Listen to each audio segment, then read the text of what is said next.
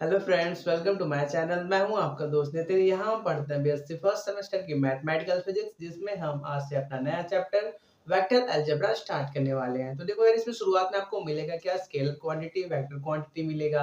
तो देखो, scalar quantity, vector quantity. तो पहले हमको क्वांटिटी क्या होता है इसके बारे में समझना पड़ेगा। क्या क्वांटिटी? क्वांटिटी देखो यार, कोई भी चीज है वो दो चीजों से जानी जाती है। एक उसकी क्वांटिटी और दूसरी उसकी क्वालिटी। क्वालिटी का मतलब जैसे हमने सेव लिया तो वो अच्छी क्वालिटी का है कि नहीं है, और क्वांटिटी का मतलब हमने सेव कितनी अमाउंट में लिया, एक लिया, दो लिया, तीन लिया, चार लिया। ठीक है, तो किसी भी मटेरियल की दो इंपॉर्टेंट प्रॉपर्टी होती है, एक क्वालिटी, एक क्वांटिटी। क्वालिटी की बात हमको मैथमेटिकल फिजिक्स में नहीं करनी है, हमको सिर्फ क्वांटिटी के ऊपर बात करनी है। ठीक है, तो देखो क्वांटिटी क्या होती है, किसी भी मटेरियल की एक प्रॉपर्टी होती है जिसको हम क्या करते हैं, मेजर करते हैं। किसी भी मटेरियल की प्रॉपर्टी को मेजर करना ही क्या कहा जाता है, क्वांटिटी कहा जाता है। ठीक है, सेव को हमने मेजर किया कि हमने 1 किलो लिया कि 2 किलो लिया। ठीक है, वो क्या बन गया, उसका क्वांटिटी बन गया। ठीक है, तो देखो क्वांटिटी भी आपका फर्दर डिवाइडेड है दो पार्ट में, एक होता है फिजिकल क्वांटिटी, एक होता है केमिकल क्वांटिटी। देखो, फिजिकल क्वांटिटी ऐसी क्वांटिटी जिनको हम देख के आसानी से बिना उसमें कोई चेंजेस लाए उसको मेजर कर सकते हैं। ठीक है, जैसे हमने सेव लिया, सेब को हमने तौल के आराम से मेजर कर लिया, ना ही उसको काटा पीटा, कुछ नहीं किया। ठीक है, ये हो गई फिजिकल क्वांटिटी। ठीक है, और एक बात हो गई, दूसरी बात जो है वो है केमिकल क्वांटिटी के बारे में। ठीक है, केमिकल क्वांटिटी वो होती है जिसमें हम क्या करते हैं, कोई सबस्टेंस में पहले कुछ केमिकल रिएक्शन कराते हैं, उसमें कुछ चेंजेस कराते हैं, उसके बाद मेजरमेंट करते हैं। ठीक है, तो जब कोई केमिकल रिएक्शन के बाद हम किसी चीज का मेजरमेंट करते हैं तो वो क्या कहलाता है, उस सब्सटेंस की केमिकल प्रॉपर्टी कह जाती है। ठीक है, तो हमको केमिकल प्रॉपर्टीज भी पढ़नी नहीं है, हमको सिर्फ फिजिकल प्रॉपर्टी पढ़नी है। ठीक है, तो देखो यार, फिजिकल प्रॉपर्टी दो तरह से हो सकती है। पहले क्या, कि वो क्या हो, सिर्फ मैग्नीट्यूड पे डिफाइंड हो, मैग्नीट्यूड का मतलब सिर्फ मात्रा से डिफाइंड हो। और दूसरा चीज हो सकता है कि वो मैग्नीट्यूड के साथ साथ इसी डायरेक्शन से भी डिफाइंड हो। स्केलर वेक्टर की बात चल रही है। ठीक है, तो देखो पहले आप बात कर लेते हैं इनके अंदर स्केलर की। स्केलर क्या होता है, ऐसी चीज, ऐसी फिजिकल क्वांटिटी जो क्या है, सिर्फ और सिर्फ मैग्नीट्यूड से डिफाइंड होते हैं, मैग्नीट्यूड से ही जाने जाते हैं, उनको हम क्या बोलते हैं, स्केलर क्वांटिटी। जैसे क्या, जैसे आपका मास हो गया, और क्या, मास हो गया, टेम्परेचर हो गया, और क्या, और कुछ एग्जांपल बताओ हमको, डिस्टेंस हो गया, डिस्टेंस। ठीक है, हम बोले हम 5 मीटर गए। ठीक है, 5 मीटर गए, तो देखो डिस्टेंस कितना हुआ, 5 मीटर, लेकिन कहाँ गए, आगे गए, पीछे गए, इसके बारे में कोई भी इंफॉर्मेशन नहीं दी गई है। तो ऐसी क्वांटिटी जिसके अंदर डायरेक्शन नहीं होता, वो सिर्फ अपने मैग्नीट्यूड, 5 मीटर। मास की बात करें, जैसे ले लो कोई सबस्टेंस है, हाँ वही एप्पल है जिसका मास है 1 केजी, नहीं नहीं नहीं, 100 ग्राम, 100 ग्राम का एक एप्पल है, तो ये क्या हो गया, इस उसकी क्वांटिटी हो गई। ठीक है, कि 100 ग्राम का एप्पल है, जो क्या है, स्केलर क्वांटिटी है। ठीक है, जैसे टेम्परेचर की बात हुई, जैसे इस रूम की बात करें तो इस रूम का जैसे टेम्परेचर बोले 35 डिग्री सेल्सियस, तो इस रूम में जब वो टेम्परेचर यहाँ पे होगा, वही टेम्परेचर उस कॉर्नर पे भी होगा, उसमें कोई चेंजेस नहीं होगा। ठीक है, तो क्या होगा, ये भी हो गया आपका स्केलर क्वांटिटी। टेम्परेचर को भी हम डायरेक्शन नहीं बता सकते, ऐसा थोड़ी होता है कि यहाँ पे टेम्परेचर दूसरा होगा या वहां पे दूसरा होगा, ऐसा तो कोई है नहीं। अगर हम पार्टिकुलर किसी प्लेस की बात करें तो वहां पे टेम्परेचर हर जगह कांस्टेंट होता है, सेम होता है। ठीक है, तो देखो ये सब हो गई स्केलर क्वांटिटी। और दूसरी क्वांटिटी क्या आती है, वेक्टर क्वांटिटी। ठीक है, देखो वेक्टर नीचे दिख रहा है, हाँ, वेक्टर क्वांटिटी। देखो ऐसी चीज जो अपने मैग्नीट्यूड और साथ ही साथ एक स्पेसिफिक डायरेक्शन की वजह से जाने जाते हैं, उनको हम बोलते हैं वेक्टर क्वांटिटी। ठीक है, जैसे हम बात करें डिस्प्लेसमेंट की, डिस्प्लेसमेंट, देखो डिस्टेंस और डिस्प्लेसमेंट में बहुत ही माइनर सा डिफरेंस है, डिस्प्लेसमेंट। ठीक है, देखो डिस्टेंस क्या होता है, किसी भी बॉडी का एक्चुअल पाथ चला गया। जैसे हम बात करें, ए पॉइंट है, बी पॉइंट है। ठीक है, आप यहाँ पे खड़े हो, ठीक है, ये आप हो, आप पहले ए से बी पे गए, फिर कहा क्या, जिसे हम मान ले ए से बी तक का डिस्टेंस कितना है, 10 मीटर का है। ठीक है, आप पहले ए से बी पे गए, फिर क्या हुआ, बी से वापस ए पे आ गए। अगर हम पूछे आपका डिस्टेंस कितना है, तो डिस्टेंस कितना, क्या कहा है, सॉरी, डिस्टेंस क्या, सॉरी, डिस्टेंस क्या होता है, किसी भी बॉडी का एक्चुअल टोटल पाथ ट्रेवल, ठीक है। तो आपने टोटल कितना ट्रेवल किया, 10 आगे गए फिर 10 पीछे आए, मतलब डिस्टेंस की बात करें तो आपने 20 मीटर ट्रेवल किया। और डिस्प्लेसमेंट क्या होता है, डिस्प्लेसमेंट होता है इनिशियल और फाइनल पोजीशन के बीच का डिफरेंस। इनिशियल मतलब आप कहाँ शुरू किए थे और फाइनल आप कहाँ हो, उन दोनों के बीच का डिफरेंस, ठीक है। तो देखो इनिशियली आपने यहाँ से शुरू किया था और वापस आप यहीं पे आ गए, मतलब डिस्प्लेसमेंट क्या हो गया, जीरो हो गया, ठीक है।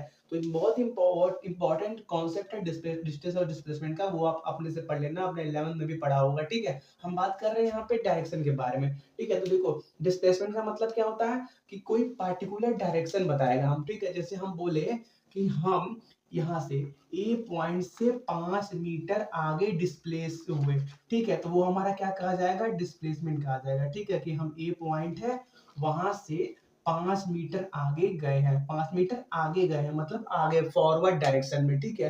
तो डिस्प्लेसमेंट क्या हो गया आपका, एक वेक्टर क्वांटिटी हो गया। जैसे वेलोसिटी की बात करें, वेलोसिटी क्या होता है, वेलोसिटी भी आपका एक वेक्टर क्वांटिटी होता है। और जितने भी वेक्टर क्वांटिटी होते हैं फिजिक्स में, उनको हम ऐसे क्या करते हैं, उनके ऊपर ऐसे एरो लगा के डिनोट करते हैं, ठीक है। जैसे डिस्प्लेसमेंट को हम क्या करते हैं, कैपिटल एस से डिनोट करते हैं, तो उसके ऊपर ऐसे एरो लगाया जाता है। एरो का मतलब होता है कि वो वेक्टर क्वांटिटी है, वेलोसिटी हो गया, एक्सेलरेशन हो गया, ये सब क्या होती है, वेक्टर क्वांटिटी होती है, ठीक है। इन सब के ऊपर ऐसे एरो लगाया जाता है, ठीक है। ये हमेशा सिर्फ सेम ही डायरेक्शन में, एरो हमेशा आगे की डायरेक्शन में ही होता है, ठीक है। इसको कभी पीछे मत बना देना, ठीक है। चलो ये हो गया स्केलर क्वांटिटी और वेक्टर क्वांटिटी की, ठीक है। तो देखो हमने क्वांटिटी तो पढ़ ली, क्वांटिटी हमको क्या सिर्फ फिजिकल क्वांटिटी पढ़नी है, ठीक है। जैसे इसका लेंथ मेजर करना, ये सब बातें, ठीक है। अब बात करते हैं थोड़ी सी ट्रांसफॉर्मेशन के बारे में। देखो ट्रांसफॉर्मेशन का मतलब होता है बदलाव, किसी भी वस्तु में कुछ ऐसा करना जिससे उसकी प्रॉपर्टी में कुछ बदलाव आ जाए, कुछ चेंजेस आ जाए, ठीक है। तो देखो ज्योमेट्री में ट्रांसफॉर्मेशन हम 4 तरह से कर सकते हैं, ठीक है। पहला होता है रिफ्लेक्शन, ठीक है। रिफ्लेक्शन का मतलब कोई भी वस्तु है उसके सामने एक मिरर रख दो, ठीक है। जैसे मार्कल है, ठीक है। ये यहाँ पे ये मार्कल है, ये, ठीक है। हमने क्या किया, यहाँ पे एक मिरर रख दिया, ठीक है। जिससे होगा क्या, इसका इमेज यहाँ पे दिखेगा, ठीक है।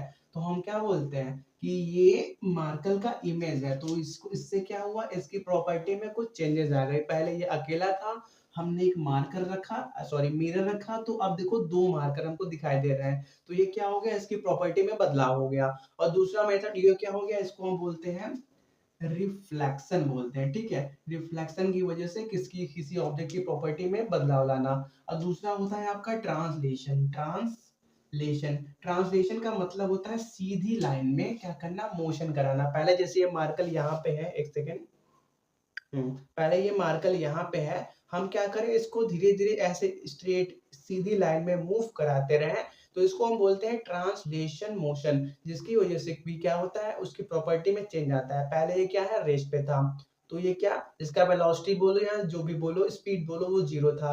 लेकिन जब ये मूव करने लगा तो उसकी प्रॉपर्टी में, कौन सी प्रॉपर्टी, वेलोसिटी बोलो या स्पीड, उसमें चेंजेस आ गई। अब ये कुछ स्पीड से मूव कर रहा है, तो उसकी ये क्या बोलेंगे, इसमें क्या आ गया, ट्रांसफॉर्मेशन आ गया, बदलाव आ गया, ठीक है। तो ये 2 हो गए। और तीसरा आपका होता है रिसाइजिंग करना। जैसे ये तो हार्ड है रिसाइजिंग का, हाँ। जैसे रिसाइजिंग का आपको एग्जांपल दें, किसी भी ऑब्जेक्ट को छोटा करना या बड़ा करना, ठीक है। इसको फोल्ड कर दोगे तो इसकी प्रॉपर्टी में बदलाव आ गई। ओरिजिनल कितना था, ओरिजिनल इतना लंबा था, इसको हमने मोड़ दिया तो इसका लंबाई कम हो गया। फिर से ओपन कर दोगे, फिर से बराबर हो जाएगा। तो इसको हम क्या बोलते हैं, इसको हम बोलते हैं रिसाइजिंग करना। क्या, रीसाइजिंग करना। ये हो गया आपका ट्रांसफॉर्मेशन का तीसरा तरीका, ठीक है। और जो आपका चौथा तरीका होता है वो होता है रोटेशन, ठीक है। जैसे ये है, इसको क्या करें हम, इसी जगह पे क्या करें, रोटेट करते रहें, तो इसको हम क्या बोलते हैं, इसको हम बोलते हैं रोटेशन। रोटेशन की वजह से किसी भी चीज में बदलाव लाना, ठीक है। क्या, रोटेशन। तो ये चारों तरीका है जिसकी वजह से आप क्या कर सकते हो, किसी भी सब्सटेंस की प्रॉपर्टी में चेंजेस कर सकते हो, ठीक है। तो हम पहले बात करते हैं रिफ्लेक्शन के बारे में, ठीक है। तो रफ कर दे पहले, तो पहले बात करते हैं रिफ्लेक्शन के बारे में, ठीक है। तो देखो इसमें वो रिफ्लेक्शन का मतलब क्या होता है, कोई भी ऑब्जेक्ट ले, उसके सामने एक मिरर रखे, जिससे क्या हो, एक उसका इमेज बन जाए, इमेज का शेप साइज एग्जैक्ट वैसा हो जैसा आपका ओरिजिनल ऑब्जेक्ट है, ठीक है। तो देखो ऐसी प्रॉपर्टी जिसमें हम क्या करें, किसी ऑब्जेक्ट का ना ही शेप साइज बदले उसका एक इमेज बना दे तो इसको हम क्या बोलते हैं, इसको हम बोलते हैं रिफ्लेक्शन बोलते हैं, ठीक है। जैसे हम क्या करें, एक ऑब्जेक्ट हमने ले लिया, ये कोई बी वर्ड ले लिया, ठीक है, ये क्या बन गया, एक ऑब्जेक्ट बन गया, उसके सामने एक मिरर रख दिया, जिससे क्या होगा, उसका रिफ्लेक्शन होगा। और आपको मालूम है मिरर के टकराने के बाद जो आपका बी होता है वो कुछ ऐसा हो जाता है। ऐसा क्यों हो जाता है, क्योंकि जो इंडिविजुअल पार्टिकल्स होते हैं, जैसे देखो यहाँ ये जो पॉइंट है इसको हम कोई ए नाम दे दें, ठीक है, और ये जो पॉइंट है इसको बी नाम दे दे। तो देखो जो ए पार्टिकल है, बी पार्टिकल है, जो इंडिविजुअल मतलब अलग अलग पार्टिकल होते हैं उनका मिरर से डिस्टेंस ओरिजिनल ऑब्जेक्ट का और इमेज का बराबर होता है। जैसे हम इस बी पॉइंट की बात करें, मिरर से इतना डिस्टेंस है, मतलब इमेज में जो बी पॉइंट होगा वो कहाँ पे होगा, यहाँ पे होगा, तो उसका डिस्टेंस भी अगर इसको यक्स माने तो वो भी हमेशा यक्स डिस्टेंस पे ही रहना चाहिए, इसीलिए आपका बी क्या होता है, उल्टा हो जाता है। जैसे ए पॉइंट की बात करें तो ए पॉइंट कुछ मिरर से वाई डिस्टेंस पे है, तो इमेज में रिफ्लेक्शन के बाद जो इमेज में ए पॉइंट होगा वो भी क्या होगा, वाई डिस्टेंस पे ही होगा, इसीलिए क्या हो गया, आपका ये बी उल्टा हो गया। तो देखो यार, रिफ्लेक्शन के पहले जो ओरिजिनल ऑब्जेक्ट होता है उसको हम बोलते हैं प्री इमेज, क्या, प्री इमेज बोलते हैं, ठीक है। और रिफ्लेक्शन के बाद जो हमको इमेज मिलता है उसको हम बोलते हैं रिफ्लेक्टेड इमेज, रिफ्लेक्टेड इमेज बोलते हैं, या सिंपली इमेज बोलते हैं, ठीक है। प्री इमेज क्या, ओरिजिनल ऑब्जेक्ट, और इमेज क्या, जो रिफ्लेक्शन के बाद बना। प्रॉपर्टी कुछ बात करें रिफ्लेक्शन की, तो इसमें कोई भी ऑब्जेक्ट का ना शेप बदलता है ना साइज बदलता है, ठीक है। और देखो जो आपका ये रिफ्लेक्शन है, रिफ्लेक्शन के अंदर आपका ट्रांसलेशन भी होता है, रिफ्लेक्शन के अंदर ट्रांसलेशन वाली प्रॉपर्टी भी होती है। ट्रांसलेशन क्या होता है, मूवमेंट करना, ऑब्जेक्ट का मूवमेंट करना। देखो पहले बी कुछ ऐसा था, बाद में क्या हो रहा है, वो कुछ ऐसा लग रहा है, तो ऐसा नहीं लग रहा है कि पहले इसका थोड़ा सा मूवमेंट हो गया, ठीक है, तो पहले ऐसा था, अब बाद में मूव करके ऐसा बन गया, तो क्या हो गया, इसका ट्रांसलेशन मतलब इसका वन डायरेक्शन में मोशन भी हुआ है, ठीक है। तो रिफ्लेक्शन के अंदर ट्रांसलेशन भी आता है। जैसे हम बात करें रिफ्लेक्टेड ओवर यक्स एक्सिस के बारे में, ठीक है, ओवर यक्स एक्सिस, इसमें क्या होगा, कोई भी ऑब्जेक्ट यक्स एक्सिस के थ्रू रिफ्लेक्ट होगा, ठीक है। जो आपका कोऑर्डिनेट एक्सिस होता है, कोऑर्डिनेट एक्सिस का मतलब एक्स वाई प्लेन, ठीक है, ये जो एक्स वाई प्लेन है इसके अंदर जो आपका यक्स एक्सिस होगा वो क्या होगा, एक मिरर की तरह बिहेव करेगा। तो कोई भी ऑब्जेक्ट जब यहाँ पे आएगा तो वो क्या, इस लाइन के थ्रू क्या होगा, रिफ्लेक्ट होगा। और ज्योमेट्री के अंदर जिस लाइन की वजह से कोई भी ऑब्जेक्ट का रिफ्लेक्ट होकर इमेज बनता है उस लाइन को हम बोलते हैं लाइन ऑफ रिफ्लेक्टर, क्या, लाइन ऑफ रिफ्लेक्टर, जिसकी वजह से कोई भी चीज क्या होती है, रिफ्लेक्ट होती है। जैसे पिछले एग्जांपल में हम सॉरी, जैसे पिछले एग्जांपल में जो हमने मिरर बनाया था, एक बी यहाँ पे एक बी उल्टा यहाँ पे बनाया था, तो मिरर क्या था, वो मिरर था लाइन ऑफ रिफ्लेक्टर, ठीक है। एक वो एक चीज नाम दी गई है, ठीक है, जैसे इसको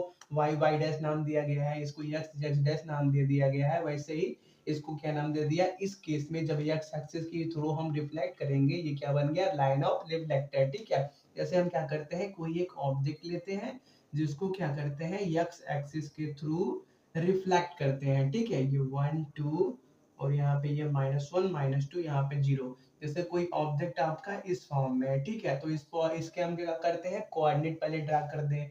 यहाँ पे इसका कोऑर्डिनेट कितना है, -2, 1, और इसका कोऑर्डिनेट कितना है इस पॉइंट का, इसका कोऑर्डिनेट है -1, 2, ठीक है। तो देखो जब आप किसी भी ऑब्जेक्ट को एक्स एक्सिस के थ्रू रिफ्लेक्ट करते हो तो जो इमेज है उसकी बात कर रहे हैं, ठीक है, इमेज का जो यक्स कोऑर्डिनेट होगा वो तो अभी भी सेम ही रहेगा, किसकी तरह, ओरिजिनल ऑब्जेक्ट की तरह, लेकिन जो उसका वाई कोऑर्डिनेट होगा वो अपने अपोजिट साइन के साथ लिखा जाएगा, ठीक है। जैसे हम बात करें इसके इमेज की, तो उसका इमेज कहाँ बनेगा, नीचे बनेगा, क्योंकि एक्स एक्सिस के थ्रू क्या होगा, रिफ्लेक्ट होगा। तो देखो उसका पहले क्या होगा, -2, 1 है, तो -2, 1 किसके अंदर चेंज होगा, -2, -1 के अंदर चेंज होगा, ठीक है। तो देखो यक्स का कितना, -2, और y का कितना -1, तो वो कुछ यहाँ पे पहुंचा है। पहला पॉइंट आपका यहाँ पे है -2 -1, ठीक है। और उसके बाद क्या दूसरा पॉइंट है आपका -1, -2, तो -1, किसके अंदर चेंज होगा, -1, -2 के अंदर। तो दूसरा पॉइंट कहाँ पे रहेगा आपका, यहाँ पे कुछ रहेगा। ये क्या है, -1, -2। देखो ये हुआ क्यों, क्योंकि आपका जो लाइन ऑफ रिफ्लेक्टर या जिसको मिरर बोलो, वहां से ऊपर का पार्टिकल और नीचे का पार्टिकल का डिस्टेंस बराबर होना चाहिए।